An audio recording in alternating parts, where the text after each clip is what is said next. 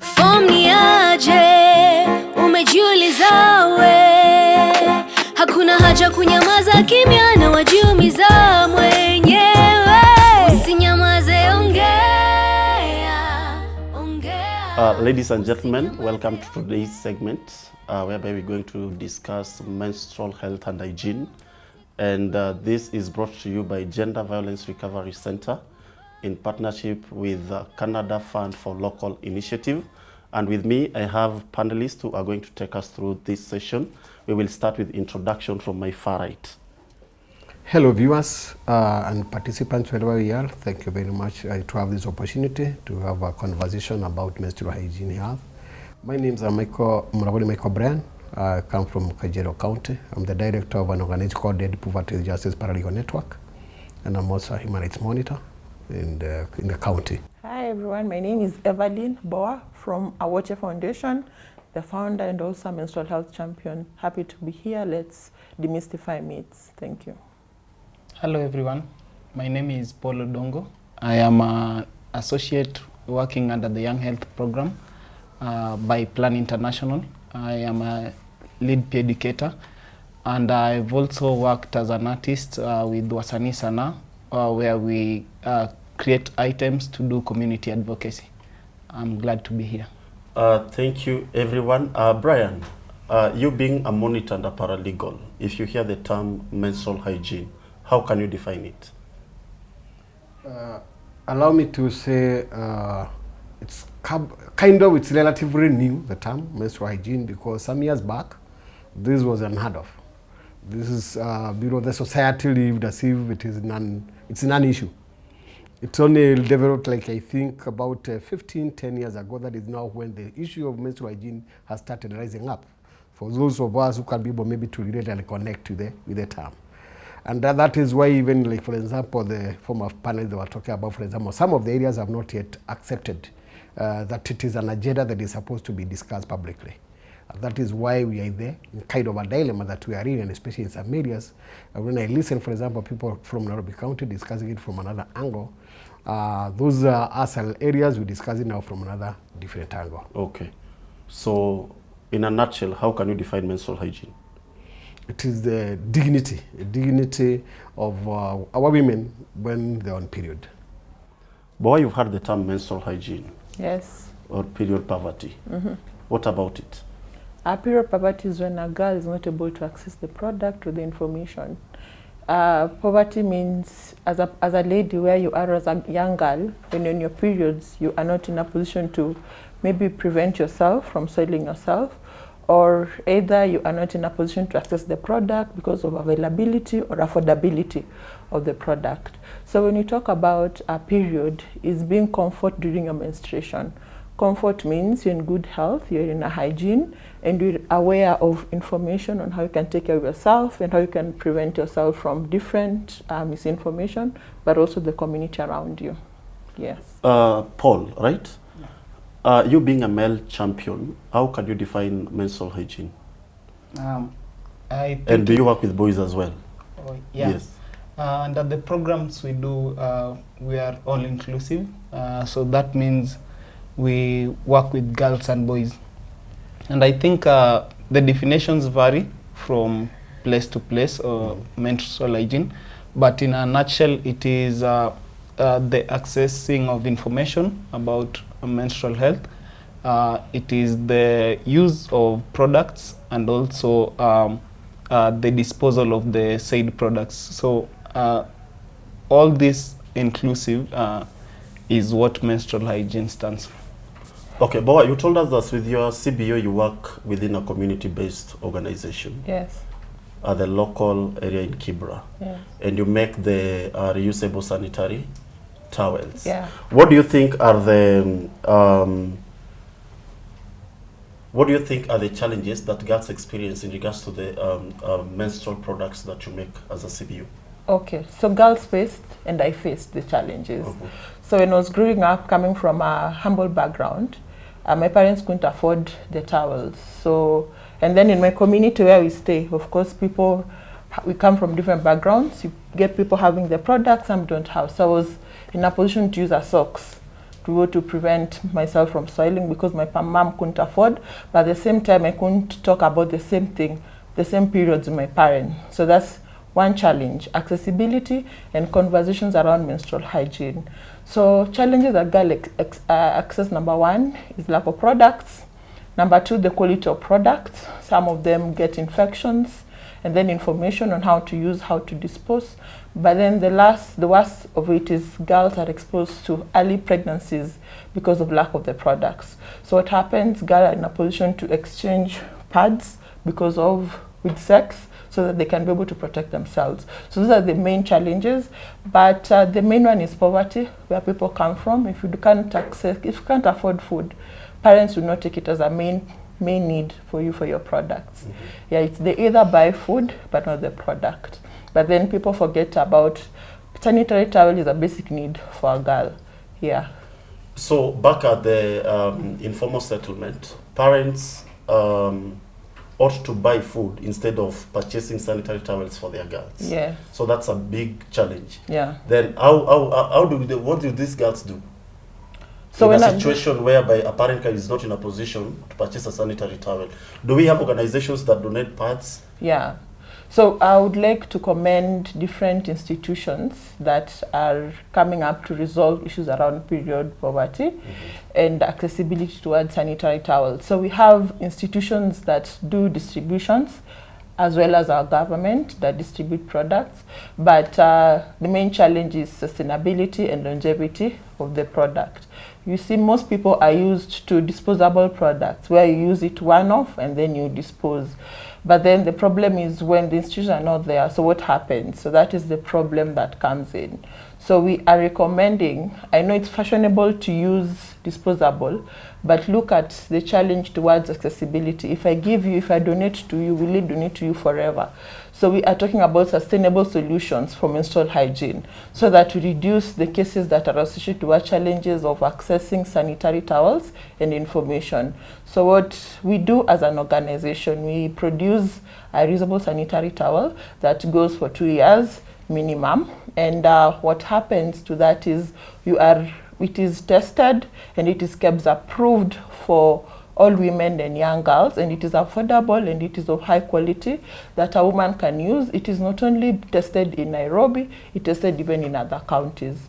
So what we are recommending to various institutions, go for sustainable solutions, go for sustainable projects that would help. If you close that project, what next? Because periods don't stop when a project stops. So when you make these reusable pads, do you sell them or do you give them for free? We produce some for free, we produce some for customers. So for us, we don't sell at a profit, we sell for impact. So we don't do it as a income, as a profit generated, we do it as a solution generated, yes. Brian, you mentioned that as someone coming from a SAL, there is how you discuss issues on menstrual hygiene. What are some of the innovative initiatives in Kajiado that are there in regards to menstrual hygiene? Do we have any innovative initiatives around Kajiado? Like for them, they are making reusable sanitary towels. At some point, they give them for free. At some point, they sell them, depending on who have come for them. Do we have any innovative initiatives in Kajiado? Yes, there is. And I think those who viewed our former panelists, we had one panelist from Kajiado County who exhibited makini pads, which are made in Kajiado County. And we have others. But let me say, for example, in Kajiado County, we have very few organizations or institutions that are working in, for example, maybe to bring on board some innovative mechanisms of addressing menstrual hygiene. And I think Kenya Works, Bicodec, those are the key prominent producers of such products. But again, there's also the issue that we've been told before that it's still not an issue that people are viewing as a problem in Kajiado County as per se. And just note that Kajiado County has two phases. You have the rural phase and you have the urban phase. Yeah, the rural phase and the urban phase. The urban phase probably maybe at some point they are trying, for example, maybe at a larger scale, they are trying, for example, maybe to embrace that it is an issue of health a health factor that we're trying to address. But in the rural areas, it is still an issue that you're not going to be allowed by many stakeholders to bring that discussion within their spaces. And especially men will not allow you to bring this debate there. You'll be told we don't discuss matters of women, especially in places of men. Women also, at one point, they were also set you away from them when you bring this issue. So other than probably maybe talking about the product, you're talking about even, for example, maybe even acceptability. So they have not yet accepted that is an issue. And, connected to many other issues, because even, for example, when she was talking about even the water, like when they go to give those sanitary towels, they are forced even to give the tanks, so that these people can do water harvesting.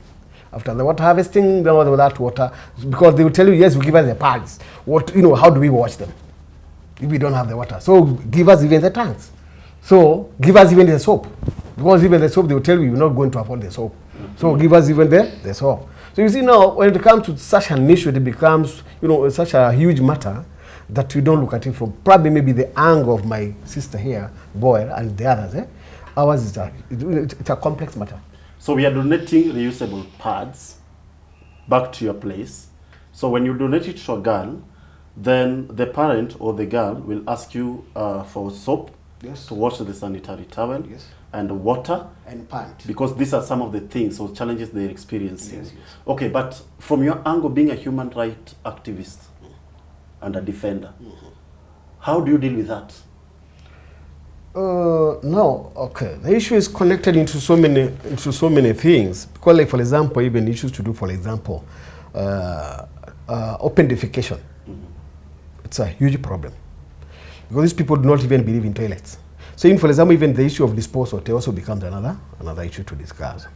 Now, we are talking like we are saying that when it comes now to this sanitary pad, you realize that you can only probably maybe work within a very small area. You cannot be able to cover a wider area because of those challenges that you face in different locations.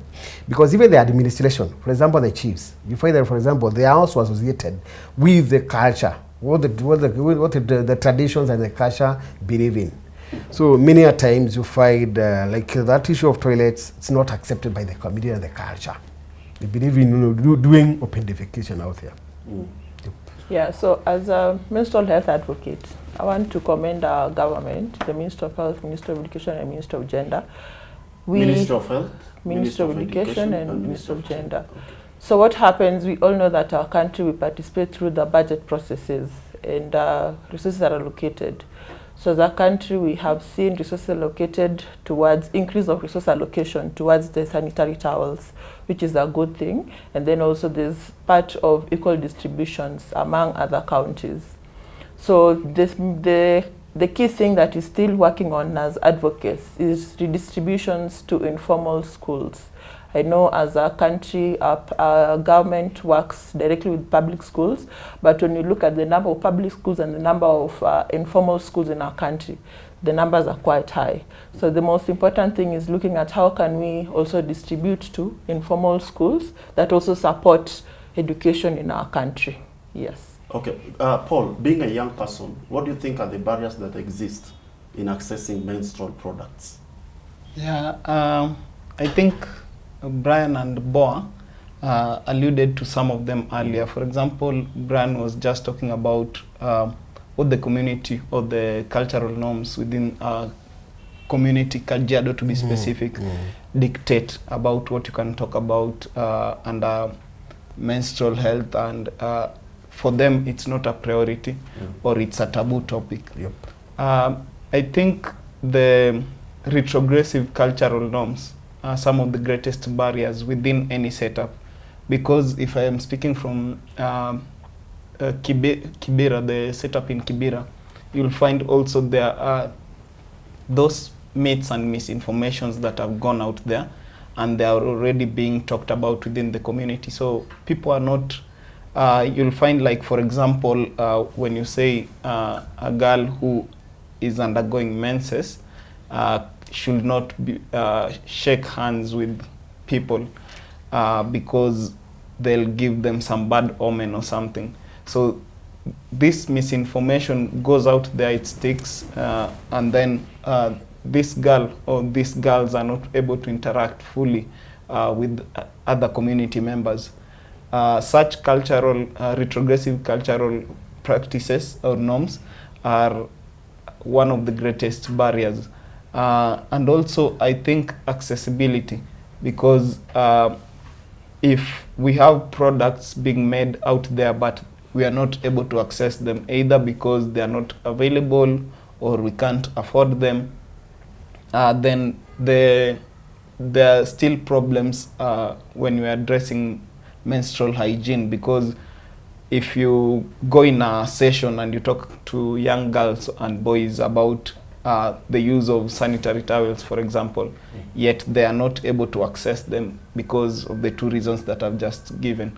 Again, that's a barrier to comprehensively addressing menstrual health management. I think also when you look at it from the slum setups, because that's where I can speak about comfortably. The slums are very dynamic in the way they are set up. One day you'll have this structure here, the next day it has been demolished because of somebody has grabbed that particular space. The government needs to construct a road there. So let's say it was a facility like a public washroom, or it was CBO distributing sanitary towels. One day you'll find a learner in one informal school. The next day they are in a government school. The other year they are in another informal school. If per se they were receiving sanitary towels in the school they were in, and now they have been transferred to a school where there's no distribution, that again is a barrier. So looking at the different dynamics that play within the slum setups really build to see how there's a barrier to accessing information, accessing products, and even being able to use them. Because when you're looking at menstrual hygiene and wash, we'll have to have water involved. And we've heard of cases where... Someone watching this session, what do you mean by wash? Oh, water sanitation and hygiene, sorry. So, because after use or before use of these particular products, there needs to be a component of hygiene. Washing of the body, if the products are reusable, washing of the products. So there's a lot of water that goes into this, and I can give let's see a case scenario from Kibera. You find a family of 6 or 7 where 4 of them are girls, and per day they have to use like 4 jerrycans of water for daily activities. But when the girls are undergoing their menses, the quantity of water has to go higher. I'm estimating here. So let's say they were using half a jerrycan to take a shower. Now, if they're on their menses, they'll have to use a full one to wash the panties, to wash the menstrual products, to wash their body. Jerrycan of water in the slum in Kibera right now goes for like 10 shillings. Some places, most places, it's 10 shillings. When you go to places like Olympic, it's 20 shillings. So you'll find that this is an extra cost that when somebody weighs vis-a-vis buying food or the water that is supposed to be used within the household, they'll have to go for the water that's supposed to be used in the household. So in the long run, it brings up the costs of just living in general within the household, and for many parents it will not take priority over basic things like food. So again, that's just another barrier if you look at it from that particular perspective. Perfect. Feel free to reach out to us through 0800 720 565. 0800 720 565. Boa, if I come back, yes, Brian, you have to Allow me just to add something to what Paul is trying to bring out, and not based in our area, for example. You find that, for example, there are some shops whereby they cannot sell sanitary pads. If a shop is known by the community that they sell the product, people shy away from going to that shop. Or they are going there to stigmatize the owner of the shop. Because he or she is selling the sanitary tap. It's a taboo. You're not supposed to stock it. Secondly, you're not supposed to send a man to the shops or to the bigger towns to bring it. They cannot carry. Now, it is very rare for women, so women would go to the market. So those are taboos that are still existing. Yes. So the mother or the mother to the household will go probably to Kiserian market, which is the biggest market now, probably maybe once per month or once per 2 months. So that would be the only time now your mom can probably maybe get you that kind of a product. So now, in such a situation, you'll find the difficulty that girl there or any other person is going to use going to face or experience. Yeah? Do you know of any girl that have experienced such? Yeah, we are there. We're on the ground, we know. We can take you there now. Even your own daughter? No, my daughter is not in the rural. She's in the urban. Town, where? Yes, I'm in the urban. But you see now, we work all over. We work in the urban and rural. Okay. Boa, among the initiative, among the innovative solutions that you shared, and in regards to what you're doing in Kibera, do you have any that you can tell us here that has been successful? Yeah. And do you get support from the local authority or local administration? Yes. I would first say when we started talking about reusable sanitary towels, there are a lot of people talking about people buy, people have water. And it's interesting having a panelist like Paul talking about planning about menstruation. The main challenge even women still go through, they don't plan about their menstruation. Menstruation involves planning. When do I expect my menstruation and what do I need during my menstruation? And when you plan those things, it helps you prevent a lot of things as a lady and as a woman. So the main thing that is important in menstruation is planning. So that when you are using a disposable, you need to know how many packs do I need, so that you don't stay with the pack for the whole day because you can't afford 2 pads. So you need to know in a year how many pads do I need to use, how much do they cost, so that you reduce infection. Most of the things we go through as women is because we don't know how to prevent them. Secondly is a matter of people talking about water and everything. It is the same thing. This the same way Paul talked about it. Planning. If I use 4, when I'm menstruating, I need to use 5. If I don't have soap, I need to plan myself. When I need to do 1, 2, 3, how can I do it? Because let's talk about reality. Grants will not be there forever. Projects will not be there forever. They have a duration timeline. When grants have a duration timeline, you need to talk about how can I be sustainable after you're gone. And those are things that if we do as a country, it means we'll be talking about long-term solutions that reduce these things. When Brian was talking about those things, every county has a menstrual hygiene issue that needs to be resolved. And I always recommend delocalizing the MHM policy as per your county, because all challenges that are facing Bungoma are not facing Kisii County, because we have variations in the different cultures that we go through. And there's a need to do stakeholder engagement. When you talk about periods, what does religion talk about when a woman is on her periods? They say you should not be at the altar, which means that is a misconception. Period from a woman is a blessing because it comes with a reason. It means you are fruitful. And so if a church cannot talk about period in the altar, then that means it's a miss, because you'll be battling, praying for people to conceive, but then they didn't even see their periods at a certain age. So these are things that need stakeholder engagement at all levels, at the business level, at the family level, at the religious level, and also at the government level, so that it becomes an holistic engagement to avoid all these challenges that are barring us into reaching towards being period-free as a country. Talking about solutions that have worked, I want to congratulate different partners that have shifted from disposable to reusable. Because people have come to realize, as much as we are doing disposable, if I give this lady 3 pads in a month, does this mean that she'll use these pads for the 3 months? If I'm a heavy flow, I'll use 3 pads for 1 month. Then what happens for the rest of the 2 months? It means I'll not have a pad.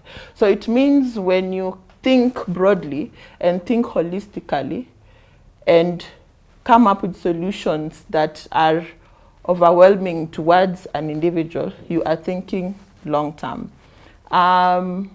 We are in February, and as a producer, we want to appreciate everyone who has reached out to us to produce for them a whole year. And it is something that we appreciate because of the conversations that we engage. We not only do distribution, we do engagements. We have had conversations even with government in terms of how can we do this. I know reusable is a challenge because of misinformation and because of disinformation. And these are things that we can work to end as a country. So for me, reusable is a sustainable solution that would help. I would say disposable are a new invention, but what were our grandparents using? They were using clothes. But did we have a lot of challenges that are currently happening? If we all know there's a challenge towards infection because of poor quality of disposable products that were being shipped in the country. And which means, as a country, we have solutions for our problems, but we are importing problems to our country.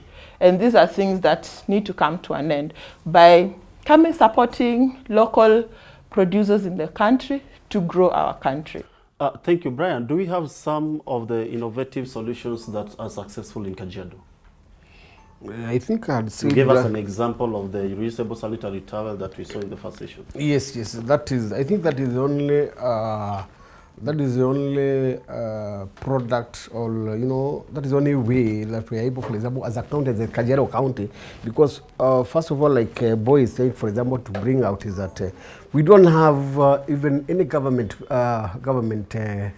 agency, and especially within Kajiado County, that is speaking about reusable sanitary towels. Nobody is speaking about it.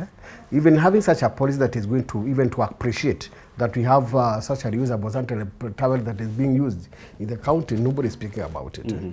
Yet I believe for sure there have been so many stakeholders who have engaged in the county. So unless probably maybe come up with a policy that is going to speak to the sanitary towels. And as she's saying, like, for example, we have a serious problem and a challenge, and especially with those the shop sanitary towel, because once you buy it and we don't know how long it's going to sustain. And again, also we have so many stakeholders. We have many CBOs and NGOs that are now trading or doing business with those sanitary towels.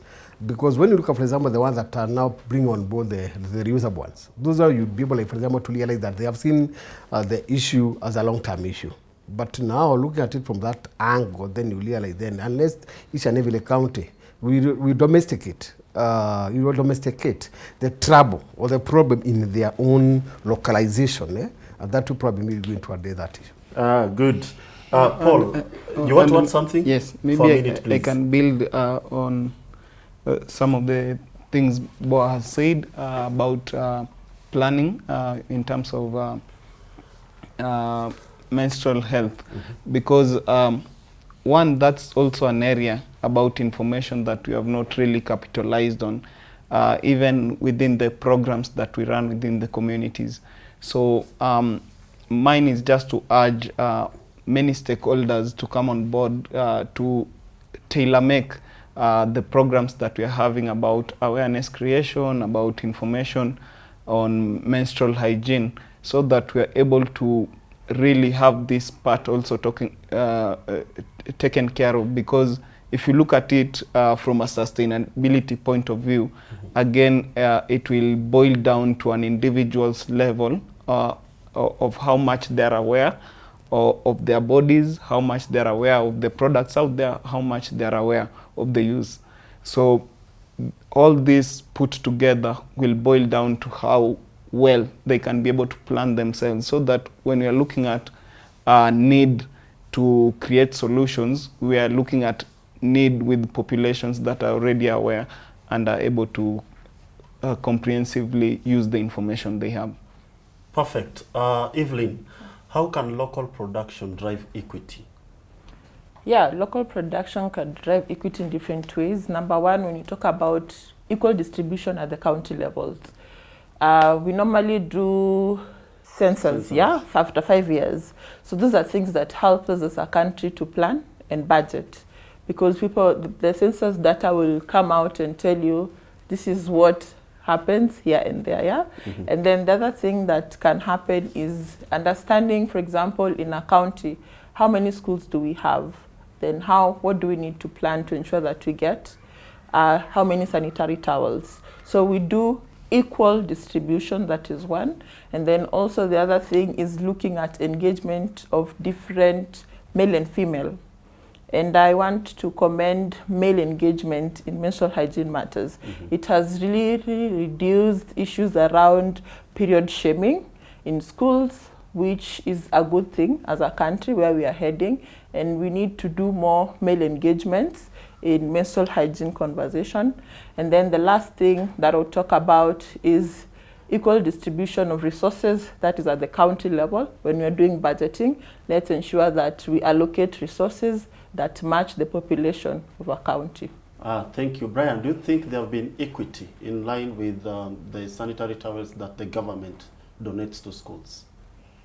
Has there been equity? Like in our Kajiado County, there is no equity, because even accessibility or accessing the sanitary towels from the government, it's very limited, because I think it's less than a quarter of the schools that receive those sanitary towels, and even when they are delivered there, they are delivered in less quantity, and not every child will access them. And again, also the time, like for example, that a girl would access those pads or the products, we need that 1 month. Sometimes you're given twice a year. So when you're given twice a year, then of course you can tell what is going to happen with the other rest of the year. Yeah, because I was in one of the schools, and children were telling us that with the pads that are being donated by the government, you only go to seek for a pad when you start, in case menses have begun when you're in school. Thank you. But they don't donate it like they give it out. Thank so you. Ikianza ndio unaendea kwa staff room Very good. ama kwa ofisi. Boa, I've seen you came with some of your reusable pads here. Yeah. You can take us through. Yeah, this is a product with a brand name power, which means it giving a woman power to achieve her dreams. My dreams always shut because I was to exchange sex for pads, yeah. So this is allowing girls to achieve their dreams. So this is a power reusable pad, kept standardized, and so this is this is what you make. This is the packaging bag. So this is what the package that you give to girls. Yeah. Okay. We give packages differently. It depends with what someone needs. It's customized. Okay. Yeah. So it's a waterproof bag, and it's one-off. You just do like this. For someone who is watching and doesn't get the term waterproof bag, what do you mean by it? It means after you've used the pad, you can insert it inside here, and then it will not soil the bag. And then, as per the KEBS requirement, it has to be in a room temperature. So this is the room. Yeah. The temperature is inside. Yeah. So this is all the thing. Everything here, it's approved according to the KEBS guidelines. The ISO book. So what happens? This is the top part where you have your panty and you snap it like this. So we have different pads for different flows, for different sizes. Even for maxi, we have different sizes for the pad. So this pad, you use it normal. Use your pad for 4 to 5 hours, wash it and clean it. And then after use, please do not share. You use it yourself. And we are open to anyone. We normally do it for charity. So we not only sell, but we also give for the vulnerable for free. Yes. So and you only note donating this in Kibra? No, we do it countrywide. Countrywide. And we're also having roots in Nigeria. Oh, wow. Yeah. So you are international. Yes, In short, this yes. is going international. Yes. And have So- girls in the informal settlements recommended this? Are they using it? Are they coming Yeah, our for pad it? is being used. Our pad is being used by everyone, even working class, middle class, and low class. Yeah, people have resorted to this because, number one, I use this as myself, and even my team, we use this. So what happens is when you are using a disposable sanitary towel, what's important is planning about water. That's the most important thing. And there's no shame in using it. There's no shame in washing. It's not a problem to touch your blood. When you menstruate as a woman, when you don't expect your period, when you get your periods in abruptly, you'll not throw your panty because it is soiled. You'll use your panty and then you'll wash it very clean and still use it. So those are normal things that we need to take them as normal. Over time, people accept touching blood is normal. So it is your period. It is something that gives you pride. This is what makes you a woman. So we need to be happy about menstruating, touching our blood, seeing it, and don't be afraid of seeing your menses. The people who even can't see their pad in the period in the pad. Yeah, Eve just reminded me of something. I think in one of our sessions, because sometimes male engagement is usually a different aspect when you are coming in to address menstruation. So we had boys within the session, and they were skeptical about why they are being involved and why they should be there. So what we did, on the next session when we had it, we called in volunteers to do a contest on how they should be using the sanitary towels. And we had girls, volunteers, and we also had boys on one end. So they were competing to see who could get a pad onto a panty first and then take it off and dispose it. And I think that is one of the most effective ways when you're talking about demystifying stigmas that are associated, or myths that are associated with menstrual hygiene and menstruation. So at the end of it all, we had a class who are now comfortable with the discussion around menstruation, and now boys are not shy about even touching a pack of sanitary towels, taking it home to their sisters and relatives that they have.